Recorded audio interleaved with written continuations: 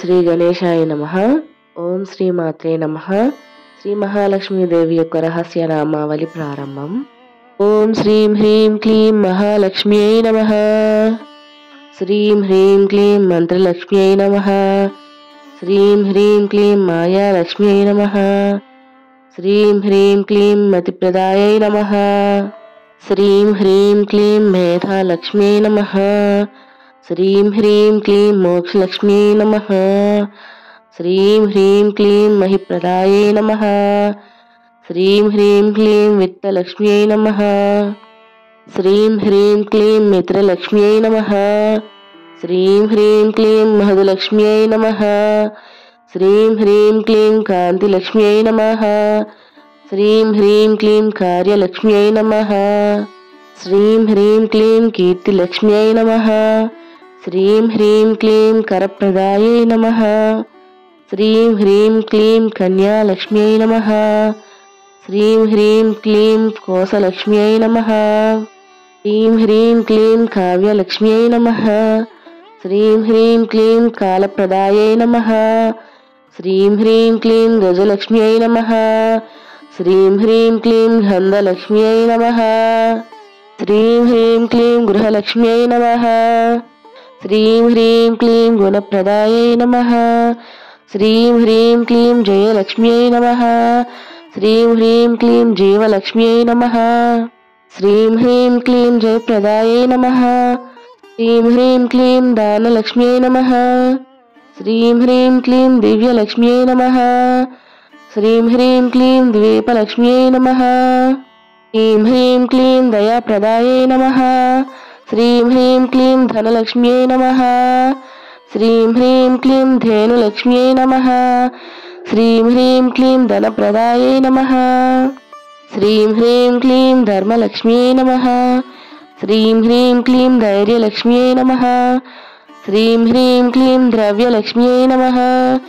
శ్రీం హ్రీం క్లీం ధృతిప్రదాయై నమః. శ్రీం హ్రీం క్లీం నభోలక్ష్మ్యై నమః.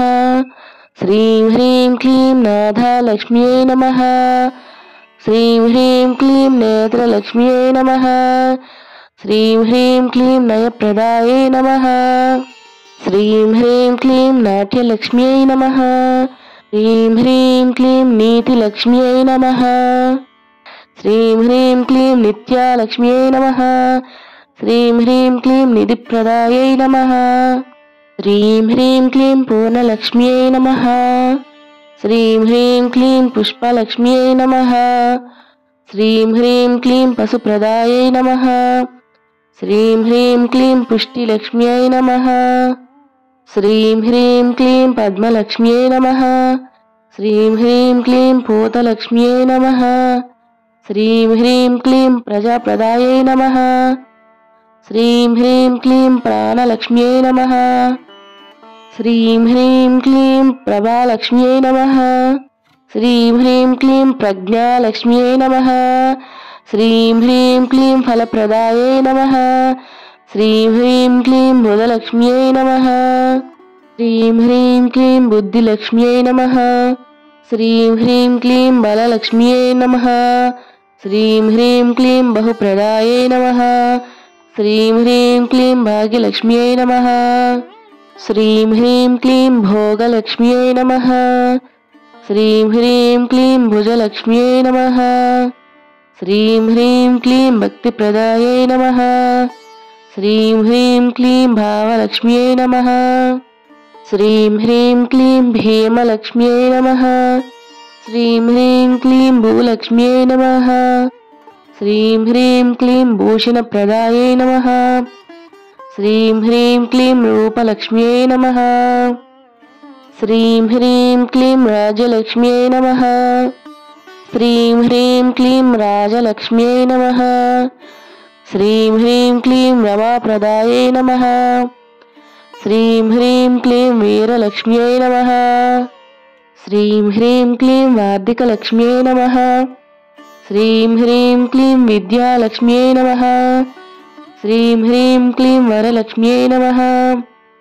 శ్రీం హ్రీం క్లీం వర్షలక్ష్మ్యై నమః. శ్రీం హ్రీం క్లీం వనలక్ష్మ్యై నమః. శ్రీం హ్రీం క్లీం వధుప్రదాయై నమః. శ్రీం హ్రీం క్లీం వర్ణలక్ష్మ్యై నమః. శ్రీం హ్రీం క్లీం వస్యలక్ష్మ్యై నమః. శ్రీం హ్రీం క్లీం వాగ్లక్ష్మ్యై నమః. శ్రీం హ్రీం క్లీం వైభవప్రదాయై నమః. శ్రీం హ్రీం క్లీం శౌర్యలక్ష్మ్యై నమః. శ్రీం హ్రీం క్లీం శాంతిలక్ష్మ్యై నమః. శ్రీం హ్రీం క్లీం శక్తిలక్ష్మ్యై నమః. శ్రీం హ్రీం క్లీం శుభప్రదాయై నమః. శ్రీం హ్రీం క్లీం శృతిలక్ష్మ్యై నమః. శ్రీం హ్రీం క్లీం శాస్త్రలక్ష్మ్యై నమః. శ్రీం హ్రీం క్లీం శ్రీలక్ష్మ్యై నమః. శ్రీం హ్రీం క్లీం శోభనప్రదాయై నమః. శ్రీం హ్రీం క్లీం స్థిరలక్ష్మ్యై నమః. శ్రీం హ్రీం క్లీం సిద్ధలక్ష్మ్యై నమః. శ్రీం హ్రీం క్లీం సత్యలక్ష్మ్యై నమః. శ్రీం హ్రీం క్లీం సుధాప్రదాయై నమః. శ్రీం హ్రీం క్లీం సైన్యలక్ష్మ్యై నమః.